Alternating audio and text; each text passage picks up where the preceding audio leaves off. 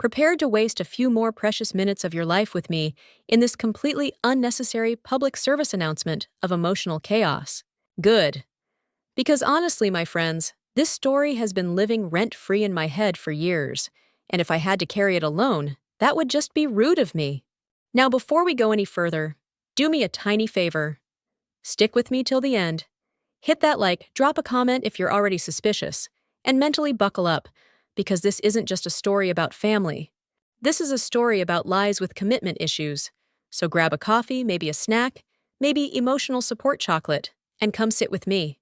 Let me tell you about the day I buried my father and the day he came back asking for money. I'll wait. You ready? Good. It all started with a funeral. And yes, I know, that already sounds dramatic, but this wasn't a tasteful, quiet, respectful funeral. This was the kind of funeral where everyone cries a little too loudly, hugs a little too tightly, and somehow manages to make someone else's death about themselves. My father's coffin sat at the front of the room, closed, polished, heavy. The kind of heavy that convinces you nothing inside could ever move again. People whispered things like he was such a good man and gone too soon, which was interesting, considering half of them barely knew him. I stood there in a black dress I borrowed because I didn't own funeral-appropriate clothing at the time. I was 23, emotionally underqualified for grief, and still convinced adults knew what they were doing. My mother, though, oh, she knew exactly what she was doing. She cried beautifully. I mean that. Her sobs were timed. Her gasps were theatrical. At one point, she almost collapsed into a chair, and two distant relatives rushed to support her like backup dancers who hit their cue perfectly. Everyone adored her. She's so strong, they whispered. She gave everything for her daughter, someone said. I believed them. Why wouldn't I? That was my mother. The woman who raised me, protected me, sacrificed everything. The grieving widow. That was the story. And for years, I lived inside it. Life moved on in that strange, uneven way it does after loss. I cried less. I laughed more. I learned how to introduce myself without saying my dad just died in the first 5 minutes of conversation. I finished college, took jobs I hated, dated men who were emotionally unavailable but confidently wrong. You know, the usual healing journey. My mother stayed exactly the same. Same house. Same routines. Same carefully curated sadness. She never dated. Never flirted. Never even hinted at wanting more. She became the symbol of devotion. A woman frozen in time by love and loyalty. Looking back now, my friends, that should have terrified me. But hindsight is rude like that. Then one random afternoon, years later, everything cracked. It wasn't a meaningful date. No anniversary. No emotional milestone. Just a regular Tuesday with bad lighting and worse vibes. My phone rang. Unknown number. I almost didn't answer. I usually don't. But something in me hesitated. Call it intuition. Call it bad luck. Call it the universe needing content. Hello? I said. Silence. Not the awkward kind. The heavy kind. The kind that presses against your chest. Then a voice spoke. Older. Rougher. Familiar in a way that made my stomach drop before my brain caught up. It's me. My friends, when someone who is supposed to be dead speaks to you, your body reacts before your logic does. My hands went cold. My heart stuttered like it forgot the rhythm. I'm sorry, I said slowly. Who is this? A sigh. I knew that sigh. I had heard it 1,000 times growing up. The sound my father made when he thought life was being unfair to him. It's your dad. There it was. Casual. Calm. As if he hadn't been buried in front of me. As if I hadn't stood over a hole in the ground watching dirt erase him. I didn't scream. I didn't cry. I laughed. Not because it was funny. Because my brain short-circuited and said, sure, let's go with humor. "You're dead," I said. "I know," he replied. "This is complicated." Complicated. That word should be illegal in situations like this. He wasn't dead. He had never been dead. The funeral, the coffin, the paperwork, all of it had been real enough to convince everyone.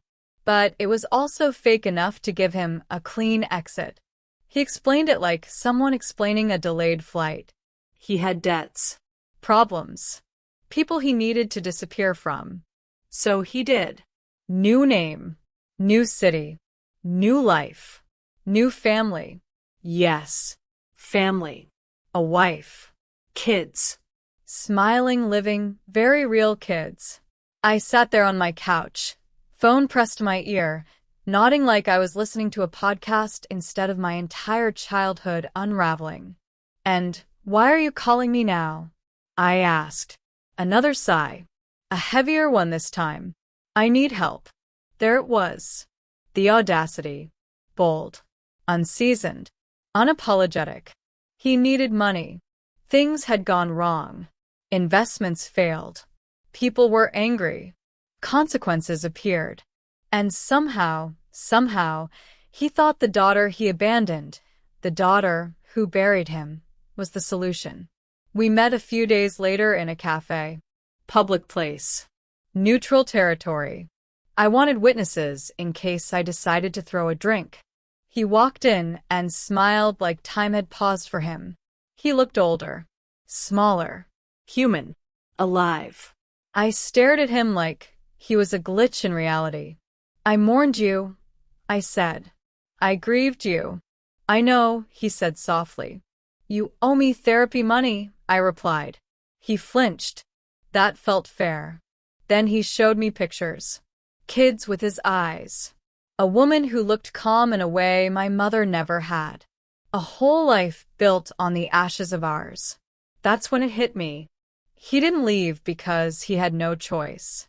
He left because he wanted to. And I wasn't the reason he stayed. That night, I went home and confronted my mother. No yelling. No drama. Just quiet fury. "Did you know?" I asked. She didn't deny it. Didn't cry. Didn't apologize. She sighed. "He needed a fresh start," she said. That sigh. Calm. Controlled. Final. If betrayal had a sound, that was it. I realized then that I hadn't lost one parent. I had been managed by two. From that moment on, everything changed. And, my friends, this was just the beginning. If you're still here, my friends, congratulations. That means you didn't hang up emotionally, like I should have when my dead father said, "I need help." And honestly, that says more about you than it does about me. Now, let's talk about what happens after the shock wears off. Because the thing nobody tells you about betrayal is that it doesn't explode all at once. It leaks. Slowly. Quietly. Into everything. After that conversation with my mother, I didn't storm out. I didn't scream. I nodded. I hugged her. I even told her I was tired and needed sleep. Classic mistake. That night, I lay in bed staring at the ceiling, replaying every memory like a poorly edited montage. Childhood moments suddenly felt staged. Conversations felt rehearsed. My grief? Curated. And the worst part? They had done it together. My father didn't just disappear. He had help. Emotional support. A partner in crime who stayed behind to clean up the narrative. My mother protected his lie for years.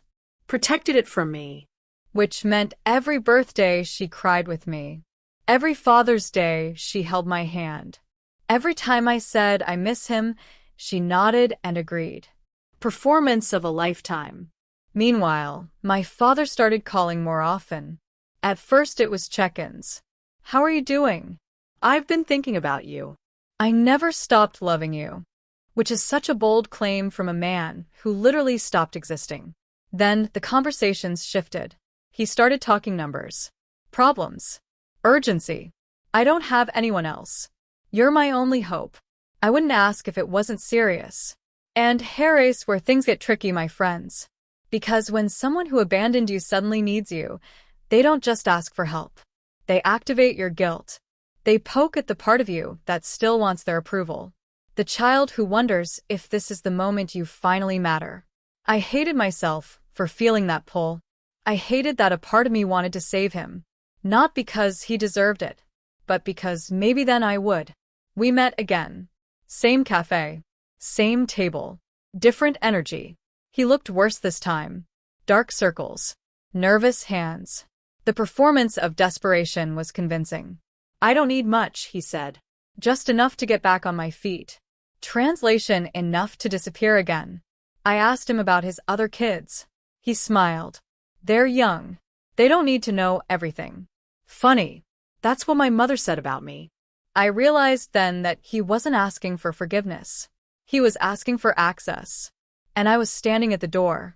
I went home and spiraled. Hard. What would you do in my place? Honestly. Think about it. Would you help the man who gave you half your DNA, but none of his accountability? Would you punish him by walking away? Or would you punish yourself by staying involved? I didn't sleep. I paced. I replayed imaginary conversations where I said the perfect thing and felt powerful. Spoiler alert: real life does not work like that. A few days later, my mother invited me over for dinner. She cooked my favorite meal, the one she only made when she wanted something.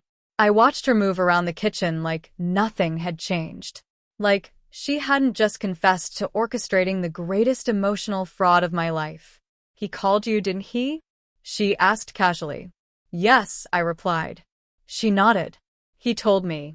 Of course he did. He's struggling, she continued. It would mean a lot if you could help.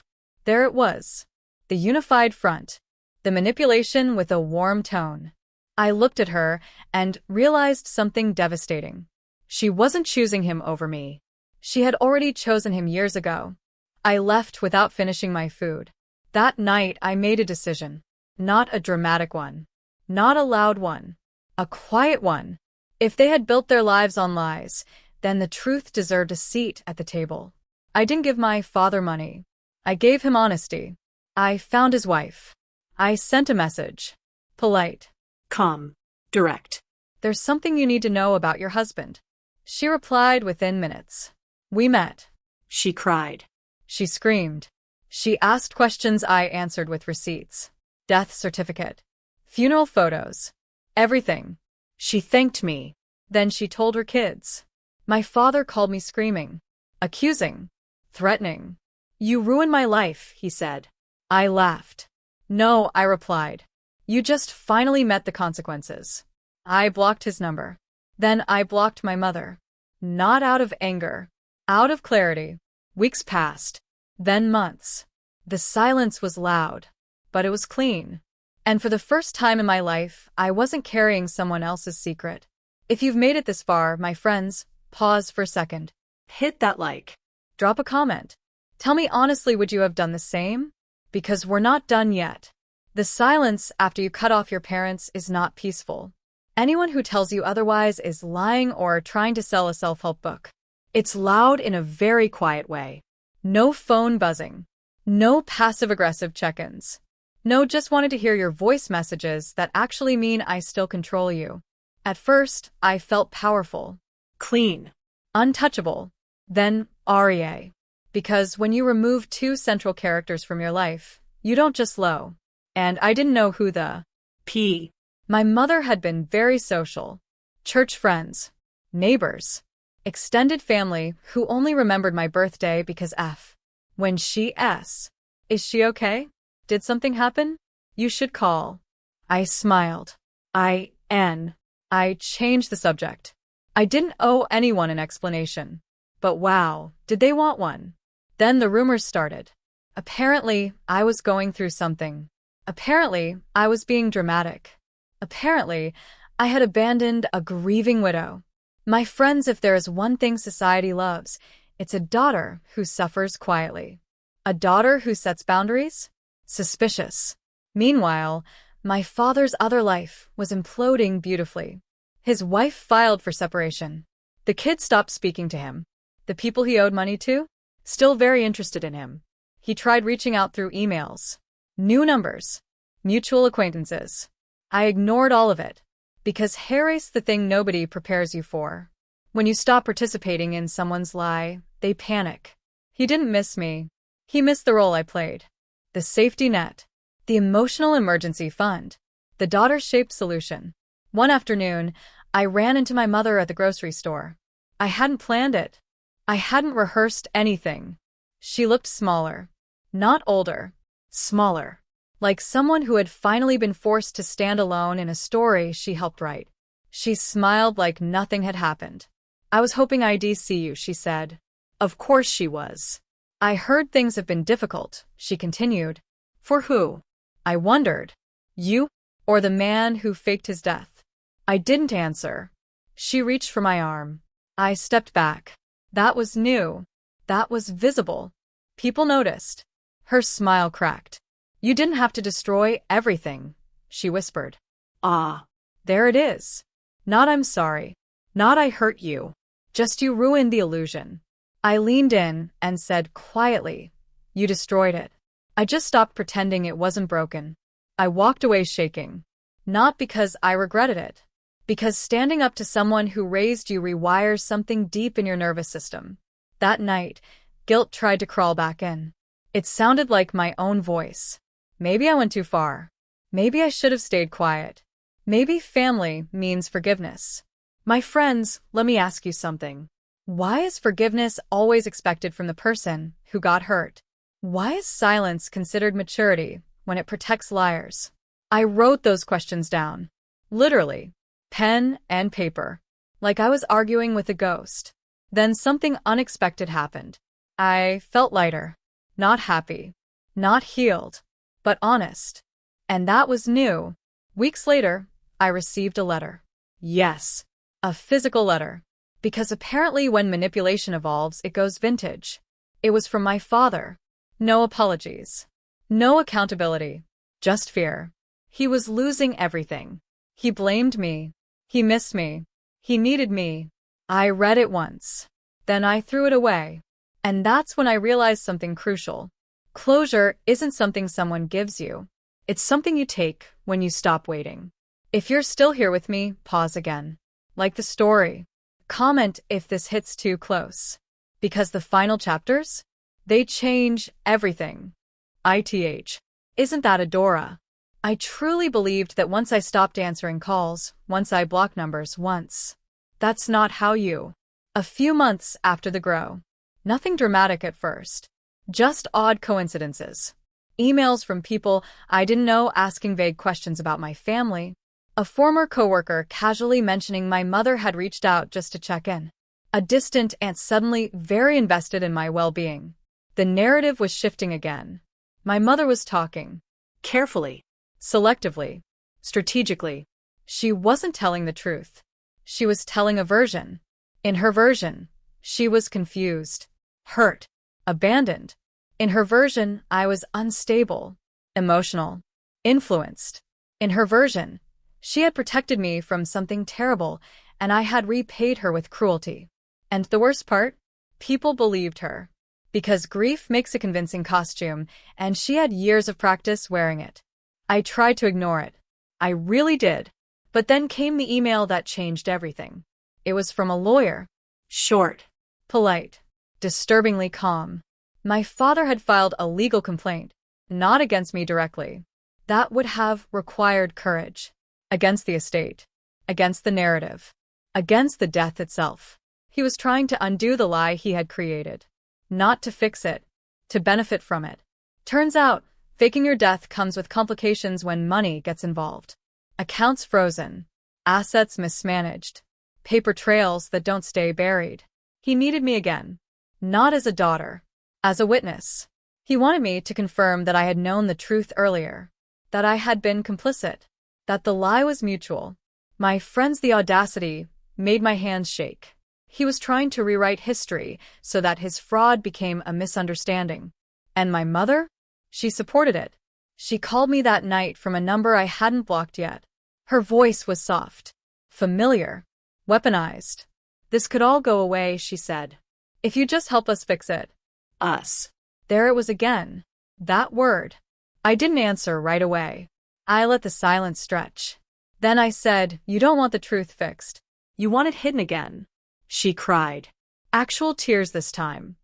I could hear them. "I did everything for this family," she said. "You're tearing it apart." I closed my eyes. "No," I replied. "I'm the only one not lying anymore. I refuse to cooperate. I refuse to lie under oath for a man who couldn't even stay dead with integrity." The case dragged on without me. Slowly. Expensively. Publicly. And when the truth finally surfaced, it didn't explode. It leaked. Documents. Timelines. Contradictions. People started connecting dots they'd ignored for years. The grieving widow narrative collapsed. The tragic disappearance story unraveled. The saintly silence became suspicious. My mother stopped calling. My father disappeared again. This time, without theatrics. Just gone. And something strange happened. People stopped asking me to forgive. They started apologizing. I didn't know. She fooled all of us. You were right to walk away. Validation came late. Quiet. Imperfect. But it came. I didn't feel victorious. I felt done. Done explaining. Done defending. Done carrying what wasn't mine. I moved apartments. Changed routines.